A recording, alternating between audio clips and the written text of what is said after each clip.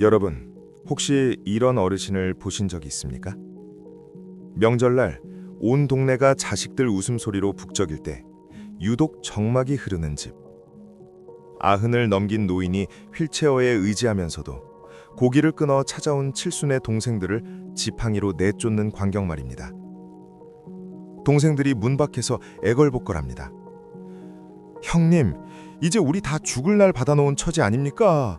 대체 무엇이 서운해서 죽기 전에 얼굴 한 번을 안 보여주십니까? 하지만 노인의 대답은 차가운 호통뿐입니다. 내 공부에 방해되니 당장 물러가라. 죽을 때도 혼자 죽을 테니 다시는 발길을 하지 마라. 사람들은 그를 평생 숫기가 없는 범생이로만 알았습니다. 젊어서는 공부만 하느라 늙어서는 고집이 세서 장가도 안 가고 저러고 산다고 말이죠. 하지만 여러분, 그 노인이 70년 동안 굳게 닫아걸었던 문 뒤에서 사실은 자신의 정체성을 지키기 위해 피눈물을 흘리고 있었다면 어떠시겠습니까? 동생들을 내쫓는 그 손이 사실은 너무나 사랑해서 떨리고 있었다면요. 놀랍게도 이 기묘하고 서글픈 풍경은 300년 전 조선의 야사 속에서도 똑같이 발견됩니다. 가문을 위해 사내로서의 삶을 스스로 소박놓은 한 사내의 70년 연극. 지금 시작합니다. 조선 숙종 시절 안동의 명망 높은 종갓집에 김진우라는 장남이 살았습니다. 그는 태어날 때부터 가문을 짊어질 기둥이었습니다. 훤칠한 외모에 영민한 머리, 누구보다 엄격한 예법을 갖춘 그는 마을 모든 부모가 탐내는 사윗감 1순위였죠. 하지만 진우의 가슴 속에는 15살 겨울 차가운 눈발과 함께 찾아온 기이한 열병이 하나 있었습니다. 그 열병의 이름은 자신의 몸종인 길복이었습니다. 어린 시절부터 함께 글을 읽고 산을 타던 길복은 진우에게 단순한 종이 아니었습니다. 길복이 등모를 해줄 때 닿는 손끝의 온기, 밤마다 촛불 아래서 글을 읽을 때 옆에서 먹을 갈던 길복의 가느다란 손가락. 진우는 그 모든 것에 심장이 터질 듯한 공포를 느꼈습니다. 이것은 병인가 아니면 내 영혼이 썩어 문드러지는 징조인가? 당시 조선에서 남색은 면화라 불리며 은밀히 존재했으나 종가의 장남에게 그것은 존재해서는 안 될 범죄이자 멸문지화의 씨앗이었습니다. 진우는 밤마다 허벅지를 송곳으로 찌르며 자신의 본능을 저주했습니다. 길복을 멀리하려 차갑게 대하기도 했지만 길복의 슬픈 눈을 보는 순간 진우의 결심은 무너졌습니다. 어느 날 밤 좁은 사랑채에서 진우는 길복의 손을 잡으며 말했습니다. 길복아, 나는 평생 여인을 안지 못할 것 같다. 내 안에 깃든 이 짐승이 너만을 부르고 있으니 나는 차라리 사내로서의 명줄을 끊고 살 것이다. 진우가 20살이 되자 가문에서는 난리가 났습니다. 팔도에 내로라 하는 집안에서 혼담이 쏟아졌기 때문입니다. 하지만 진우는 그때마다 기상천외한 방법으로 파혼을 유도했습니다. 첫 번째 혼담 때는 일부러 미친 사람처럼 옷을 찢고 마당을 뛰어다녔고, 두 번째 때는 자신이 고자라는 소문을 스스로 퍼뜨렸습니다. 내 몸은 사내에 구실을 못하니 귀한 집 따님을 데려와 눈물 짓게 할 수 없다는 명분이었죠. 가문은 발칵 뒤집혔고 아버지는 뒷목을 잡고 쓰러졌습니다. 하지만 진우는 단호했습니다. 그는 여인을 안을 수 없었습니다. 그것은 그 여인에게 평생의 외로움을 선물하는 잔인한 짓임을 알았기 때문입니다. 그는 스스로를 숫기 없는 장남, 몸이 성치 못한 범생이로 위장하여 세상의 기대에서 멀어지기 시작했습니다. 동생들이 하나둘 장가를 가고 아이를 낳아 가문을 번창시킬 때 진우는 낡은 사랑채를 감옥 삼아 들어앉았습니다. 그리고 그곳에 길복을 수발드는 노비라는 명목으로 곁에 두었습니다. 남들이 보기에 그것은 주인과 충직한 종의 아름다운 동행이었으나 닫힌 문틈 사이로 새어나오는 것은 70년 세월 동안 지독하게 타올랐던 두 남자의 서글픈 사랑이었습니다. 세월이 흘러 진우는 40이 넘었고 동생들은 이제 어엿한 가장들이 되었습니다. 명절이 되면 동생들은 형님을 찾아와 안타까움에 혀를 찼습니다. 형님, 제발 고집 좀 꺾으시고 이제라도 수양딸이라도 하나 들이시지요. 어찌 저 천한 종놈 하나만 데리고 이 넓은 방에서 썩고 계십니까? 그럴 때마다 진우는 평소보다 더 모질게 동생들을 대했습니다. 술상을 엎고 가져온 선물들을 마당으로 던져버렸습니다. 동생들은 형님이 노처녀 히스테리 같은 괴팍함이 생겼다고 수군댔습니다. 하지만 진우의 진심은 달랐습니다. 동생들아, 너희가 이 방 안으로 들어와 앉는 순간 내 옆에 앉은 저 사람의 숨소리를 너희가 눈치챌까가 두렵다. 사가의 장남이 남색을 즐긴다는 소문이 도는 순간 너희의 관직길은 막힐 것이요 내 조카들의 앞날은 캄캄해질 것이다. 그러니 차라리 나를 미워해라. 나를 정없는 형이라 부르며 다시는 이 문을 두드리지 마라. 그는 동생들을 사랑했기에 그들을 자신의 추악한 세상의 눈에 비친 비밀로부터 지키기 위해 기꺼이 나쁜 장남의 가면을 썼습니다. 그것은 70년 동안 단 한순간도 벗을 수 없는 무거운 철가면이었습니다. 그렇게 세월은 유수와 같이 흘러 진우의 머리에도 서리가 내려앉았습니다. 쉰을 넘기고 예순을 바라보는 나이에도 그는 여전히 사랑채의 주인이자 가문의 부끄러운 장남이었습니다. 동생들은 이미 장성한 아들들을 두고 조정에서 자리를 잡았지만 큰 형님인 진우만은 여전히 세상과 담을 쌓은 채였습니다. 하지만 그 닫힌 사랑채 안의 공기는 밖에서 짐작하는 것과는 전혀 달랐습니다. 밖에서는 숫기 없는 늙은 선비가 고독하게 글이나 읽는 줄 알았겠지만 문을 걸어 잠근 안쪽에서는 진우와 길복, 두 늙은 사내의 지독하게 아름다운 일상이 흐르고 있었습니다. 진우는 길복에게 글을 가르쳤습니다. 길복아, 이 글자는 사랑의 애가 아니라 슬플 애다. 그런데 내 눈에는 이 두 글자가 왜 이리 닮아 보이는지 모르겠구나. 길복은 말없이 진우의 언손을 자신의 가슴팍에 넣어 녹여주었습니다. 신분을 초월하고 성별을 넘어선 두 사람만의 70년 세월. 그들에게 사랑채는 세상에서 가장 안전한 요새이자 동시에 단 한 발자국도 벗어날 수 없는 감옥이었습니다. 진우는 가끔 거울 속에 비친 자신의 늙은 얼굴을 보며 생각했습니다. 내 동생들은 자식들의 재롱을 보며 늙어가는데 나는 이 어두운 방에서 평생을 연기하며 늙어가는구나. 하지만 길보가, 너의 숨소리가 내 곁에 있는 한 나는 이 연극을 멈출 수가 없다. 진우가 이른이 되던 해의 추석이었습니다. 그날따라 동생들은 작심한 듯 술에 취해 사랑채 문 앞까지 들이닥쳤습니다. 형님, 대체 언제까지 이러실 겁니까? 돌아가신 아버님 제사에도 얼굴을 안 비치시고 이 천한 종놈하고만 붙어 계시니 세상 사람들이 우리 가문을 뭐라 하겠습니까? 술기운에 화가 난 둘째 동생이 사랑채의 문고리를 잡아당겼습니다. 진우는 혼비백산하여 몸으로 문을 막아섰습니다. 물러가라! 내 방에 발을 들이는 자는 형제 인연을 끊을 것이다. 그날 진우가 내지른 비명은 분노가 아니라 공포였습니다.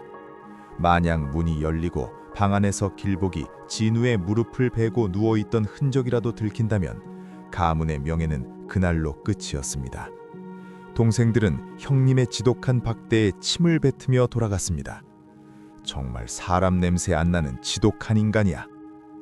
진우는 문 뒤에 주저앉아 숨을 헐떡였습니다. 곁에 있던 길복이 그의 떨리는 손을 잡았습니다. 나으리, 이제 저를 내보내 주십시오. 저 때문에 나으리가 평생을 죄인처럼 사시는 걸 더는 못 보겠습니다. 진우는 길복을 껴안으며 울부짖었습니다. 아니다, 길복아. 네가 나가면 나는 그날로 죽은 목숨이다. 조금만 더 연극을 하자꾸나. 무정한 세월은 야속하게도 길복을 먼저 데려갔습니다. 길복이 85의 나이로 숨을 거둘 때 그의 손을 잡고 있던 것은 아흔의 진우였습니다. 평생 종의 신분으로 주인을 사랑했던 사내, 그리고 주인의 신분으로 종을 품었던 사내. 길복은 마지막 순간 진우의 귓가에 속삭였습니다. 나으리, 다음 생에는 부디 저를 여인으로 만나 주시거나 아니면 저를 종이 아닌 평범한 동무로 만나 주십시오. 길복이 죽고 난 뒤 진우의 삶은 껍데기만 남았습니다. 하지만 그는 길복의 시신을 밖으로 내보내지 않았습니다. 사랑채 밑바닥을 뜯어 그곳에 길복을 몰래 묻어주었습니다. 그리고 그 위에서 다시 10년을 살았습니다. 동생들이 명절마다 찾아와 문을 두드려도 그는 대답하지 않았습니다. 이미 그의 영혼은 길복과 함께 땅 밑에 묻혀 있었기 때문입니다. 사람들은 아흔을 넘긴 김대감이 이제는 정말 노망이 들어 귀신과 대화를 한다고 수군거렸습니다. 하지만 진우는 그 10년 동안 길복에게 보내는 마지막 서찰들을 써내려갔습니다. 70년 동안 단 한 번도 세상 밖으로 꺼내지 못한 진실의 기록들이었습니다. 진우가 100살이 되던 해 봄, 사랑채의 문은 마침내 안쪽에서가 아니라 바깥쪽에서 열렸습니다. 며칠째 기척이 없는 형님을 걱정해 동생들이 문을 부수고 들어온 것입니다. 방 안에는 노인이 정좌한 채 숨을 거두어 있었습니다. 그의 무릎 위에는 낡은 비단 주머니 하나와 두꺼운 서찰 뭉치가 놓여 있었습니다. 동생들은 떨리는 손으로 그 서찰을 펼쳤습니다. 그 첫 장에는 이렇게 적혀 있었습니다. 동생들아, 평생 너희를 문전박대한 이 형을 용서해라.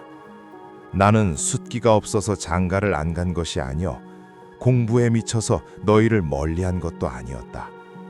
나는 사내를 사랑하는 병에 걸려 내 본성을 죽이고 가문을 지키기 위해 평생을 연극하며 살았다.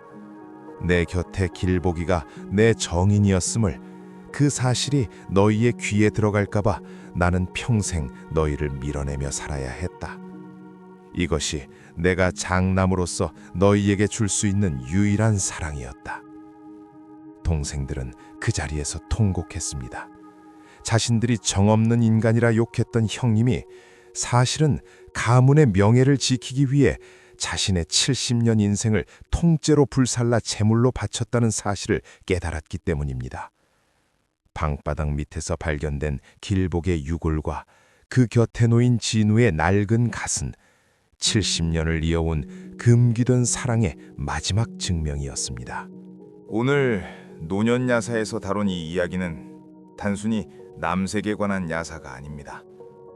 우리는 평생 누군가를 숫기 없는 사람, 무뚝뚝한 사람, 사회성이 부족한 노인으로 낙인 찍으며 살아갑니다. 하지만 그 껍데기 아래에 얼마나 거대한 화산이 끓고 있는지, 그들이 우리에게 보여주는 차가움이 사실은 얼마나 뜨거운 희생에서 비롯된 것인지 우리는 결코 알지 못합니다. 조선의 김대감이 70년을 연기하며 가문을 지켰듯 오늘날 홀로 명절을 보내는 그 장남 어르신도 자신의 비밀을 무덤까지 가져감으로써 가족의 평화를 지키고 있을지 모릅니다. 노년의 처세란 무엇일까요? 때로는 모든 진실을 밝히고 이해받는 것보다 죽을 때까지 오해받는 쪽을 택함으로써 사랑하는 이들을 보호하는 것, 그것이 가장 지독하고도 위대한 노년의 선택일지도 모릅니다. 형님, 왜 그렇게 사셨습니까? 라고 묻는 동생들에게 김대감은 저승에서나마 이렇게 답할 것입니다. 너희를 사랑했기에 나는 평생 너희를 밀어낼 수밖에 없었다. 100년의 세월을 견딘 낡은 사랑채의 문이 마침내 바깥쪽에서 열렸을 때 동생들이 마주한 것은 악취나는 노망난 노인의 방이 아니었습니다. 그곳은 70년이라는 긴 시간 동안 단 한 사람만을 위해 정갈하게 닦여온 비밀의 성지였습니다. 죽은 진호의 품에 안겨있던 낡은 저고리와 방바닥 밑에서 발견된 길복의 유골함, 그리고 그 곁을 빼곡히 채운 수천 통의 서찰들. 그 서찰의 마지막 줄에는 이런 글귀가 적혀 있었습니다. 나를 소방 놓아 너희를 살렸으니 나는 이 고독조차 달콤했다. 동생들은 그제야 깨달았습니다. 자신들이 숫기 없는 범생이라 부르며 안타까워했던 형님의 그 무미건조한 삶이 사실은 자신들의 평온한 일상을 지켜주기 위해 형님이 온몸으로 막아냈던 거대한 방파제였음을 말입니다. 형님이 지팡이를 휘두르며 자신들을 밀어낼 때 그 지팡이는 미움의 도구가 아니라 가족의 명예를 지키기 위한 최후의 칼날이었음을 말입니다. 자, 이제 다시 우리가 살고 있는 현재로 돌아와 봅니다. 여러분 주변에도 분명히 한 분쯤은 계실 겁니다. 명절이면 형제들을 피하고 자식들이 다가와도 곁을 내주지 않은 채 홀로 낡은 집을 지키는 그 무뚝뚝한 장남 어르신 말입니다. 우리는 그분을 보며 쉽게 말합니다. 참 정없다. 사람을 너무 밀어낸다. 노인네 고집이 대단하다. 하지만 오늘 이 이야기를 들은 뒤에도 그 닫힌 문이 여전히 고집으로만 보이십니까? 어쩌면 그분은 수십 년 전부터 자신만이 감당해야 했던 어떤 금기와 아픔을 가족에게까지 옮기지 않기 위해 스스로를 문 밖으로 밀어낸 사람일지도 모릅니다. 오해받는 쪽을 택함으로써 사랑하는 동생과 자식들이 아무 설명 없이도 평범한 삶을 살 수 있게 해준 사람 말입니다. 노년의 처세란 모든 진실을 밝히는 일이 아닙니다. 이해받기 위해 애쓰는 것도 아닙니다. 때로는 끝내 설명하지 않는 쪽을 택하고 죽을 때까지 오해받는 자리에 남는 것. 그 선택으로 누군가의 삶이 무너지지 않게 하는 것. 그것이 가장 지독하고도 가장 어른다운 결단일지도 모릅니다. 오늘 노년 야사가 여러분께 남기고 싶은 질문은 이것 하나입니다. 여러분이 오래도록 원망해왔던 누군가의 침묵과 거리감 뒤에 사실은 당신을 지키기 위한 선택이 숨어 있었다면 그 닫힌 문 앞에서 여러분은 어떤 눈물을 흘리시겠습니까? 타인의 고독을 쉽게 판단하지 마십시오. 그 고독은 어쩌면 그가 세상에 보여줄 수 있었던 가장 큰 용기였을지도 모르니까요.